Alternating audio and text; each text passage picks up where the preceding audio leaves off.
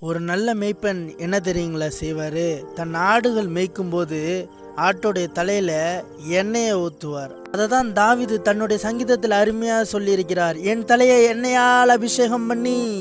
ஏன் ஏன் தலையை எண்ணெயால் அபிஷேகம் பண்ணுகிறாங்க? ஏன் தெரியுமா? ஆற்றோட தலையில எண்ணெயை ஊற்றும் போது பாம்பு அதை கொத்தாம அந்த எண்ணெயோட வாடை பிடிக்காம ஓடி போயிடுமா. இப்போ அந்த பாம்பு அந்த ஆட்டை கொத்தாதான்.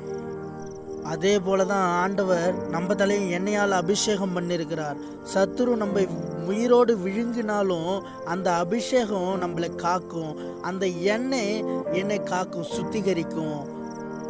நம்ம விழுங்காதபடி, ஒருவனும் நம்ம வீழ்த்தாதபடி, ஒரு சத்துருவும் அணுகாதபடி அந்த எண்ணெய் எப்போதும் என் தலையில இருக்கும்படியாக அவர் அந்த எண்ணெயை எனக்கு அபிஷேகம் செய்துள்ளார்.